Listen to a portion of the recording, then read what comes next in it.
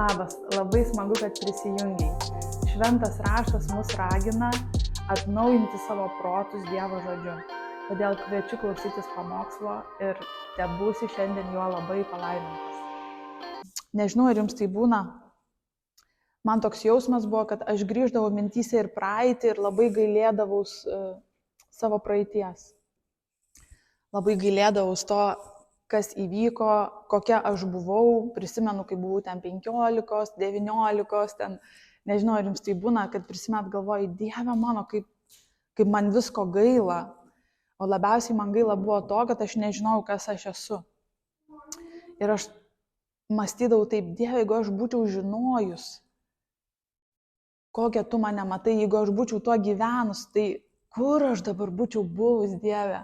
Ir man toksai, tas sako, regret, toks nusivylimas ateidavo, galvodavau, kaip blogai, kodėl aš tiek praradau, kodėl aš ten 20 nežinojau, Dieve, to confidence, to pasitikėjimo tavimi neturėjau. Ir tada supratau, kad dar ne viskas prarasta, gyvenimas tęsiasi, nors man ne už labai toli jau 40, bet aš tuo džiaugiuosi labai numeriu. Nežinau, kas jau ten esat, kas dar ne. Galvoju, Dieve, bet čia gerai, nes aš dabar galėsiu eiti tą kelionę su tuo, ką tu jau padarei, su tom žiniom, kurias aš dar sužinosiu, ką tu dar statai manyje. Nors vis tiek velnias nori meluoti. Ir tas melas vis atakuoja, turbūt kiekvienas patiria, ne, tu tokia nesi, ne, tu toks nesi, ne, pažiūrėk, kaip tu atrodai, ne, pažiūrėk, kad tu nežinai nieko. Tai aš šiandien noriu kalbėti apie tą melą, kuriuo mes patikėjome apie save. Žinot, mes skaitom Dievo žodį ir Dievas sako gerus labai dalykus apie mus. Labai daug gerų dalykų teoriškai yra, tai yra tiesa ir amen, nes tai yra Dievo žodis, bet ar tai yra praktiškai? Ar tai praktiškai iš tiesų yra mano gyvenime, ką Dievas apie mane sako? Ir iš tikrųjų, kaip toli mes su Dievu nueisim, kaip gyvensim, kaip santykiuose būsim, kaip charakteris formuosis, mūsų priklauso ne vien to, ką Dievas apie mus sako, bet labai daug priklauso nuo to, ko aš pati, ko tu pats tiki, kad tu esi, ko tu tiki apie save. Ko tu tiki apie save, ko aš tikiu apie save, žodžiu, labai labai tai svarbu, nes jeigu tai yra tik tai parašyta ir tu žinai, kad tai tiesa, bet tai nevyksta praktiškai ir yra toks atotrūkis nuo Dievo žodžio apie tave ir ko tu tiki apie save, tai tada tas gepas turi susiaurėti ir tada mes, toj tiesoj pradėsim eiti. Ir tai yra vadinama, aš kaip suprantu, dvasinė kelionė. Ta dvasinė kelionė, kurią mes einam, kiti gal greičiau susiaurinam, patikėdami tą tiesą, kiti gal daug metų tiesiog ateinam prie tos tiesos ir tai mums praktiškai tampa tiesa. Labai gerai patarlėse Saliamonas pasakė, būtent į šitą temą, patarlių 23:7, jisai sako, ten apie kitus dalykus šneka, bet būtent šitą eilutę sako tai, nes kaip žmogus galvoja savo širdyje apie save, toks jis ir yra. Aš nežinau, ar jūs susimąstyt, kaip aš save matau. Aš labai dažnai susimastau ir labai dažnai nusiviliu, kad kodėl aš savęs gerai pagaliau nematau. Kodėl aš negaliu pamatyti, Dievas sako, tu toks esi, aš galvoju, aš niekaip taip to neišgyvenu Viešpatie. Man labai patiko Justas darbe su bendradarbiu kalba. Ir tas bendradarbis sako, sako, kaip taip su manimi elgėsi, aš jaučiuosi, jau toks durnas. Ir tada sako Justas jam, o tu durnas? Ir jisai, žinai, tada sako, ne. Ir tu galvoji, eik tu savo, bet aš tikrai toks nesu, bet kaip ten priklausomai nuo aplinkybių, nuo kažkokio tai melo, kurio mes vėl patikim, aš toks jaučiuosi. Ir tas jaučiuosi taip trukdo visada, ne? Nes kaip kas nors pradeda tavim abejot, tu pradedi savim abejot. Sako, ar tikrai tu jau čia toks? Ir tu galvoji, eik tu savo, aš tikrai turbūt netoks. Ir taip užsiveda. Tai tai įvyko iš tiesų ir Edeno sode. Ką pirmą dalyką, vienas iš pirmųjų Dievas, velnias ir padarė žmogui. Tai sako, atėjo ir sako jam, pradžios knyga 3:5. Gyvatė atėjo ir sako, Ievai, Dievas žino, kad tą dieną, kurią valgysite nuo to medžio, kurio negalima, atsivers jūsų akis ir jūs tapsite kaip dievai. Ir žiūrėkit, tas deception, tas apgavimas. atėjo ta apgaulė, tas klausimas buvo iškeltas, jie iš tikrųjų jau buvo kaip dievai, nes Dievas juos sukūrė pagal savo atvaizdą ir panašumą. O velnias atėjo ir iškėlė tą klausimą, o tu tapsi toks? Ir tada žmogus galvoja, tai aš nesu, tai man reikia tapti to, ko aš nesu, nors Dievas jau tai sukūrė, jau tokiu jį padarė, jis jau buvo toks kaip jis. Ir tada nuo viso šito tas puolimas ir prasidėjo, kad abejonė Dievo tiesa įėjo į širdį ir galbūt pastebėsit savo aplinkoje, pamatysit savyje, kad, pavyzdžiui, žmogus būna labai gražus, visi ten, oi, koks tu gražus, žavis, ten tą išvaizdą, o tas žmogus būtent toj vietoj yra visiškai nesaugus, jis būtent toj vietoj save tokiu iš vis nemato. Nes va šitas ir paimtas, sako, velnias, o tikrai tu toks esi, arba koks nors ten, nežinau, talentingas, arba išmintingas, tiesiog va, būna tokios dovanas. Ir va būtent toj vietoj velnias sako, ne, tu toks nesi, o tu tikrai toks esi. Ir žinot, mes einam toj gyvenimo kelioniai, aš, pavyzdžiui, tiek vargstu, aš visą laiką vargstu, negalėdama patikėti to, ko Dievas sako, kad aš esu. Ir tame varge aš pradėjau tikrai ant savęs pykti ir sakyti, ne, viskas, aš nebenoriu daugiau. Aš pradėsiu dabar tikėti, nepriklausomai nuo aplinkybių, nepriklausomai nuo patirčių, nepriklausomai nuo abejonių. Ir iš tikrųjų tikiu, kad Dievas kviečia kiekvieną mūsų tą ir visiškai nepriklausomai, kaip pažiūrėjo, kaip įvertino, ką pasakė. Ir čia iš tikrųjų yra ta dvasinė kelionė ir labai stipri kova. Mano, pavyzdžiui, tikrai stipri kova. Kuo aš šiandien apie save tikiu, kaip save matau. Dėl to, kad Dievo tiesa turi tapti praktiškai tiesa mums. Tai pirmiausia, tas pirmas dalykas, jisai ateina, kaip velnias veikia, jis ateina ir iškelia klausimą ten, kur tu jau viską turi. Jis sako, tikrai tu turi. Nu va, ir čia prasideda ta abejonė, ta deception. Taip mus įtraukia į tą tokią, žinai, melo apie save patikėjimą. Taip jau visą tai pasakiau, čia atrodo, visada užbėgu už akių. Ir taip, ir tai yra velnio taktika, nes mes visi žinom, jis yra melagis, tai parašyta melo tėvas, meistras, genijus melo.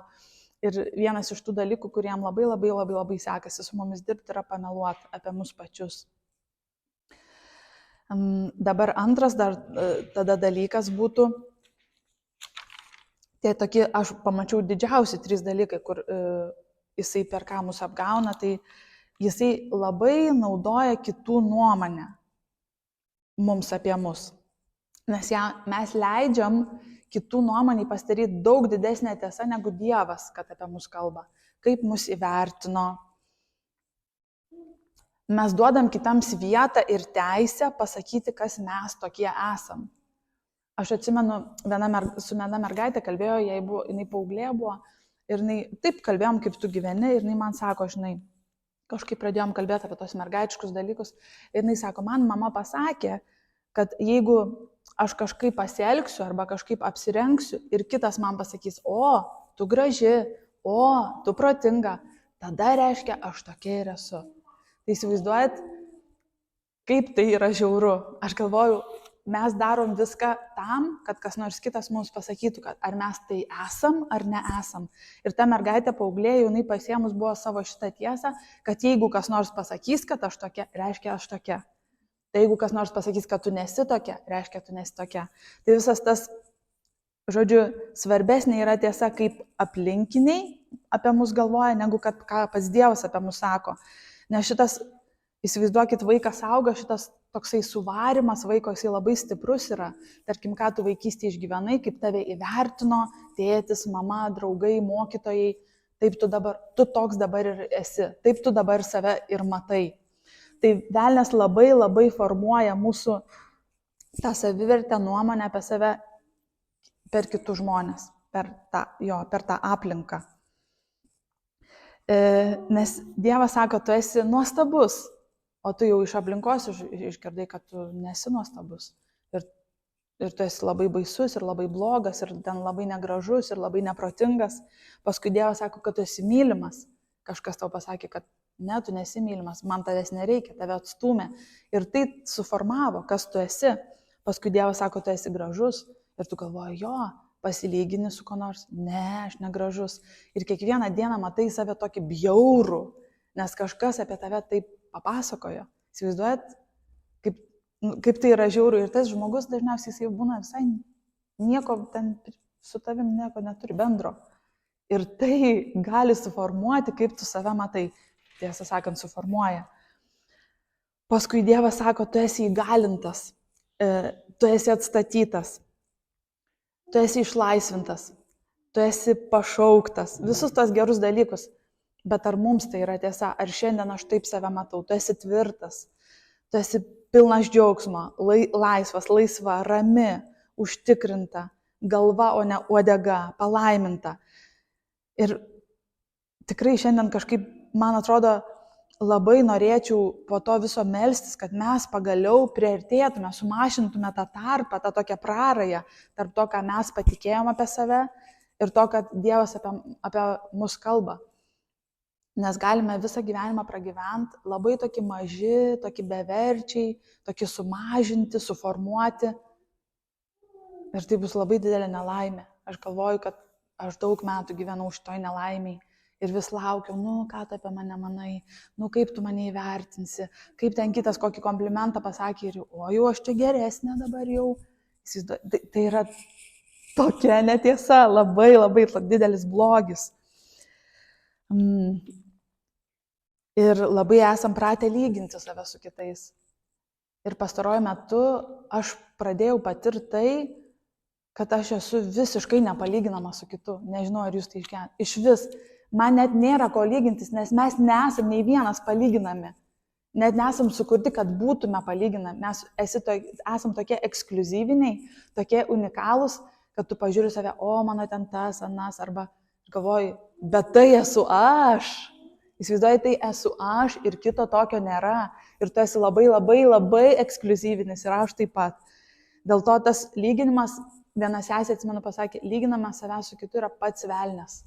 Iš tikrųjų, jeigu tu pradedi ten galvoti, o jis, o ji, man taip buvo darbe, man taip dažnai būna, nežinau, gal čia vėl moterim. Aš dirbau su kolegiam ir jos nusprendė, kad joms reikia kilti karjeros laiptais. Ir tu tada pagalvoji, o gal ir čia man reiktų visai. Ir tu tada pagalvoji, o prie ko čia tu iš vis, ne? Jisai kažką sugalvojo ir tu iškart galvoji, kad tai ir savo užsimeti tą naštą. Bet tai iš vis ne prie ko tu esi. Ir viena dabar bendradarbė jau ten kitur dirba, ten kažkokia menedžerė, kiti. Ir mes buvom 3 ir aš dabar likau viena, ten yra daugiau kitų bendradarbių. Ir man vis velnės primena, sako, o tu vis dar čia, tu kažko turbūt negali, tu kažko, bet viduje aš suprantu, kad aš net nenoriu ten būti, kur jinai yra. Bet velnės man sako, tu turbūt tiesiog kvailesnė. Tiesiog turbūt netokia ambicinga. Ir nuolatos tokios atakos, bet tu supranti realiai, kad jos yra visiškai ne į temą. Nes tu esi tai, jisai yra tai, ir mes visi esam skirtingi, bet labai daug kartų man vis primena, kad tu galėjai būti ten, tu galėjai būti matai, tu tiesiog esi blogesnė ir viskas. Ir aš dabar tiesiog kiekvieną kartą atsisakau šito melo savo galvoj, atsisakau, nes man visiškai mano gyvenimas nesusijęs nei kiek, ką kitas daro šalia esantis ir ką kitas pasiekė, kaip kitas ten užsidirbo, kaip kitas ten atrodo, kaip jisai apsirengė. Man anksčiau dar būdavo taip, jeigu gražiau apsirengiau, tai tada jau aš gerai, vertinga dabar. Šį rytą pavyko. Ir taip, žinai, galvoju, arba peržiūrį spintą ir galvoju, iš čia nieko nėra, kas padarytų mane vertingą. Man reikia dar drabužių. Man taip tikrai būdavo daug metų. Ir aš galvoju dabar, bet ką aš be apsivilkčiau, tai nepakeičia mano esmės. Nei kiek nepakeičia, nes Dievas žino, kas aš esu ir jis jau man pasakė tai. Ir dabar tavo tokia kelionė rimtesnė prasidėjo. Ir aš tikiu, kad galima tą kelionę pradėti ne nuo 40. Dėl to aš taip, žinai, labai norėčiau už kiekvieną melstis, kad mes tiesiog ateitume, prašytume, Dieve, viskas užteks. Aš noriu pagaliau žinot, kas aš esu tavyje. Tai čia tas antras melas, kur žmonių nuomonę suformuoja. Pirmas buvo, kad abejonė įmeta į tavo gyvenimą. Jo. Ir žinot, dažnai tie žmonės, kurios suteikia tau tos vardus, pavyzdžiui, neprotingas, nepakankamai protingas, neišsilavinęs, nevykėlis. Jie tik tai tuos vardus gali suteikti mums dėl to, kad jie tokie patys jaučiasi, kad jie iš skausmo kalba. Žmogus, kuris yra džiaugsmingas, palaimintas, laimingas, jis niekada purvo ant kito nedės. Jam tiesiog taip, tai tiesiog nebus jame. Nes jeigu mes norim įžeisti ir įskaudinti, turim ieškoti savo širdį, okei, palauk, kodėl. Reiškia, manyje dar yra kažkoks turbūt pavydas, turbūt kažkoks tai melas užsislėpęs ir aš įsivaizduoju, pasakiau blabu ir tas žmogus žiūri, susimažino, įsiskaudino, susirėtė. Tai čia dėl to, kad manyje skausmas, kuris dar ir nėra užgydytas, išvalytas, tai žinokit, tie žmonės, kurie jūs sumažina, jie tikrai nėra saugus, jie yra dažniausiai arogantiški, turi tą imposterio sindromą, jeigu jūs žinote apie jį, čia labai irgi įdomus fenomenas.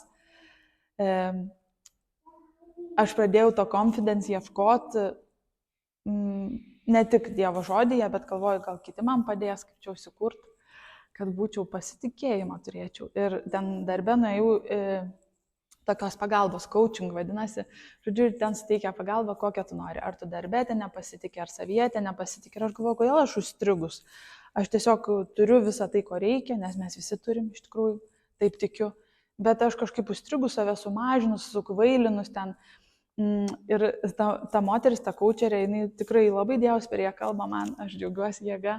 Ir jinai sako, žinai apie tą imposterio sindromą, reiškia apie tą apsimetėlio sindromą. Čia dabar labai populiarus tas imposter fenomenon dar vadinasi. Žodžiu, tu iš tikrųjų viduj nieko panašaus nesi, bet tu apsimeti, kad tu esi. Ir jinai man sako, tu žinai, Roberta, kiek žmonių viduje visiškai taip nesijaučia, bet jie apsimeta ir visi galvoja, kad jie yra. Aš galvoju, čia taip rimtai? Tai jie visai tokie viduje nėra, sako, tikrai ne. Sako, čia yra tas imposter fenomenas, kai tu sakai savo smegenims, aš nuostabus, aš galiu, įsišiepęs stovi ir tavo smegenys įsivaizduoji tuo patiki. Ir aš galvoju, bet čia yra real deal ar kas čia? Galvoju, bet iš tikrųjų tu save apgauni, sako, fake it till you make it. Galvoju, apgaudinėsi tol, kol pagaliau patikėsi, bet sakau, Dieve, galvoju, bet čia rimta ar ne? Kažkurio gal momentu pavažiuosi ant to, bet kai iš tiesų patiki tiesa iš Dievo, nes jis tave sukūrė, kas dar taip gerai mus žino, pažįsta, negu tas, kuris mus sukūrė?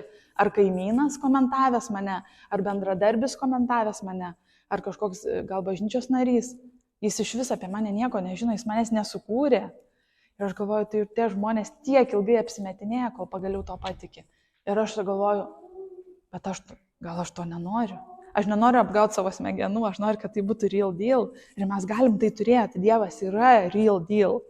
Tikras, tikrai, iš tiesų, galintis tą confidence tau įdėti.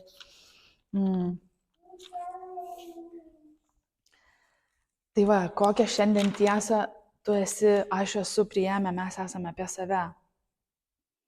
Yra tokia dar viena eilutė, aš labai šiandien nedaug eilučių, gal gerai.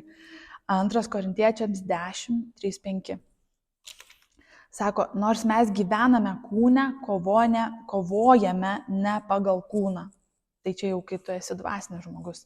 Kova ne kūne vyksta, kova iš tikrųjų aukštesniam lygmenį. Sako, mūsų kovos ginklai ne kūniški, bet galingi Dieve griauti tvirtovės. Jais mes nugalėme samprotavimus ir bet kokią puikybę, kuri sukyla prieš Dievo pažinimą. Ir paimame nelaisvėn kiekvieną mintį, paklūstų Kristui. Labai gera praktika, man atrodo, aš jau buvau sakius. Paimi nelaisvę šitą mintį. Jėzaus Kristaus vardu, aš paimu į nelaisvę, jinai yra melas.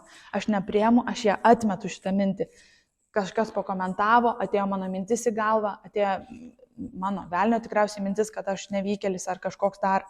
Ir aš sakau, Jėzaus Kristaus vardu, tai yra melas, aš atmetu šitą mintį. Aš galiu kalbėti, aš galiu ir nusikalbėti, bet dėl to nesumažėja mano vertė, nes aš vis tiek toliau esu vertingas jo akyse. Tai va dar kartą paskaitysiu rišliau. 2 Korintiečiams 10, 3-5. Nors mes gyvename kūne, kovojame ne pagal kūną. Mūsų kovos ginklai nekūniški, bet galingi Dieve griauti tvirtovės. Jais mes nugalime samprotavimus ir bet kokią puikybę, kuris sukyla prieš Dievo pažinimą ir paimame į nelaisvę kiekvieną mintį, kad paklūstų Kristui. Amen, aleliuja.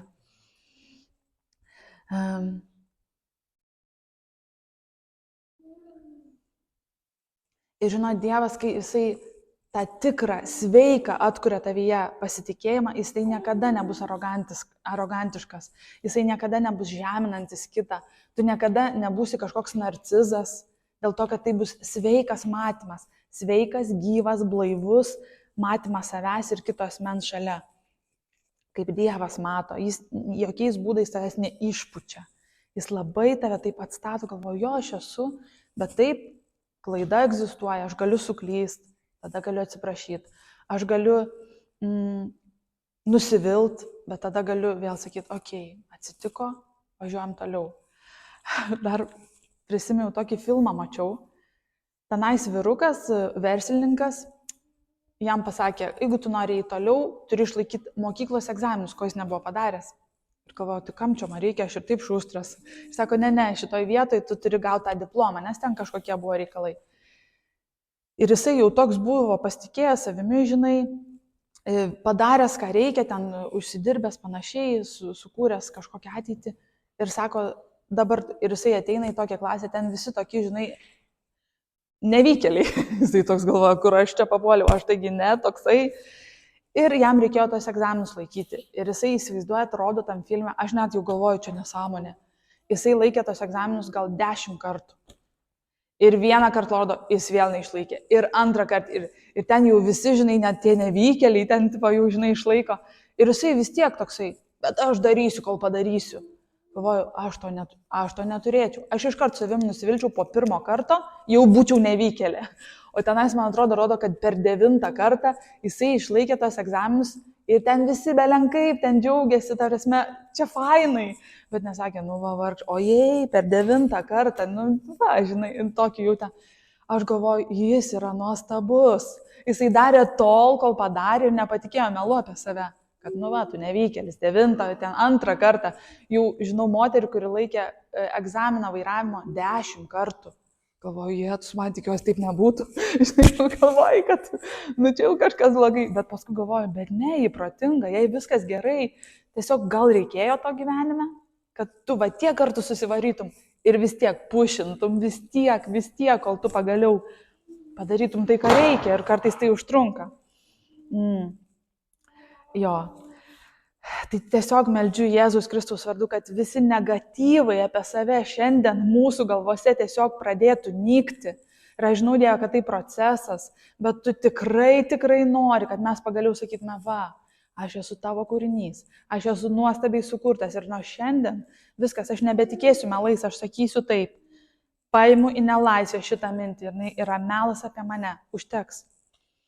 Ir trečias dalykas, ką velnias naudoja, kad mums toliau primeluotų, tai yra mūsų patirtis, kurios suformuoja mūsų tapatybę. Tai čia ir papasakoju apie tą patirtį, ne? Jis jau galėjo savim seniai nusivilti ir jo patirtis buvo daug kartų labai bloga daug kartų. Bet ne, let's do it. Jisai sako, žinai, nuostabu tiesiog. Jo. Tai šis pasaulis sako, kad tau vertę suteikia tavo galbūt išvaizda, kur irgi fenomenalu, tu net nieko nepadarai, kad taip atrodai. Žinai, kartais atrodo, o kokia tu graži. Ir aš galvoju, jo, bet tu nieko dėl to nepadarai. Ta prasme, tu gimei į šį pasaulį ir tada tu galvoji, tai ačiū Dievui. Dieve, tu nuostabus, tu sukūrei žmonės gražiai. Nes kažkaip žmonės įdomiai prisiema savo kažkokį, kur čia ne jo nuopelnas. Bet ačiū Dievui, kad kitas mato tą grožį. Tai labai gerai yra matyti grožį ir sakyti tos dalykus žmonėm. Bet kad nepagalvotume, kad, kaip aš pavariau, kokia aš graži. Bet čia tikrai Dievo nuopelnas. Tai kad ta išvaizda nebūtų mūsų vertės, jeigu tokia jau pasakė esu, vertinga. Arba pasiekiau, vertinga. Išsilavinusi, vertinga. Statusą kažkokį turi, pavyzdžiui, ten, nežinau, socialinį. Vertinga. Įvaizdį susikūriau gerą. Vertinga. Tai yra visa tai taip laikina. Ir įsivaizduokit, pakšt dingsta darbas, pakšt dingsta statusas, pakšt pasensi vieną dieną pagaliau. Nu ką tu ten bedarytum, vis tiek pasensi. Ir visa tai krenta ir tu viskas lieki tokia kaip šlapia vieta, jeigu tai tavo kuria vertę, jeigu tai yra tavo tapatybė ir mano.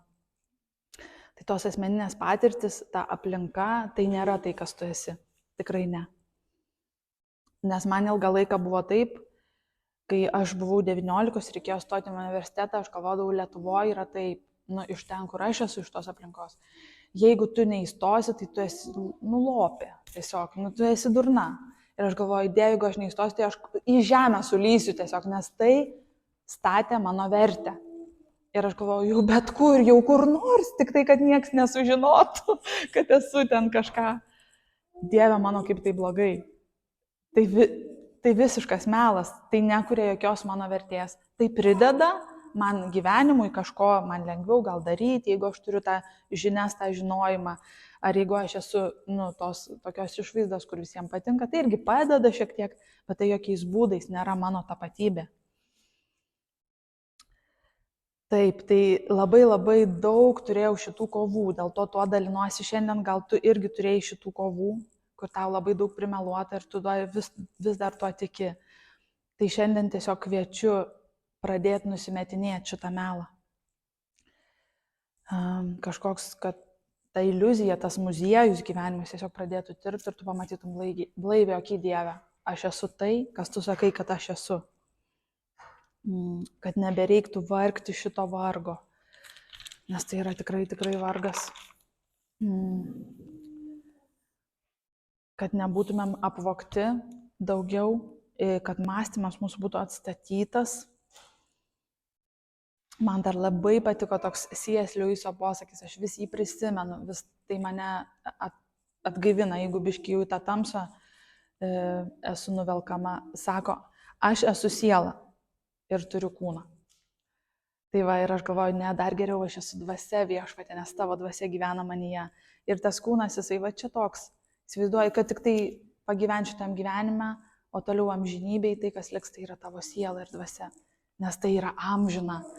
Ir taip šiais metais nusprendžiau, kad aš dabar kabinsiuosi tai, kas yra amžina. Nes šitas amžina tęsis amžinai, įsivaizduoji, o visa tai, kas yra laikina, va čia ką išvardinau, kurią esame apmeluoti, labai greit pasibaigs.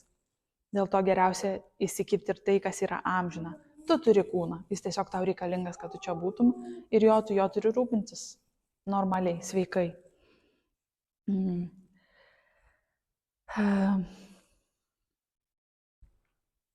Tai va, tai atrodo, šiandien galvoju, Dieve, kad tik trumpai, tai taip tikiuosi ir kad viskas ir yra trumpai, kad šitas žodis, žinai, būtų toks trumpas, labai aiškus.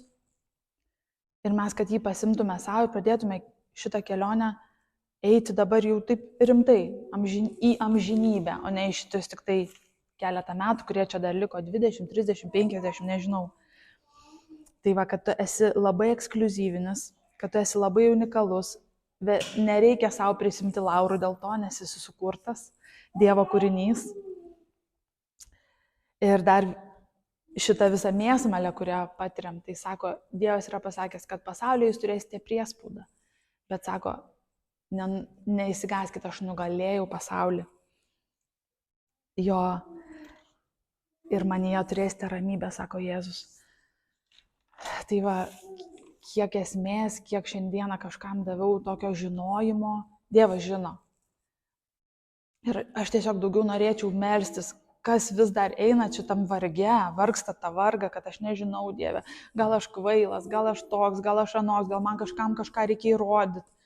Kad tiesiog taip nuoširdžiai pasimelsume, atiduotume Dievui, viskas, ne, užtenka.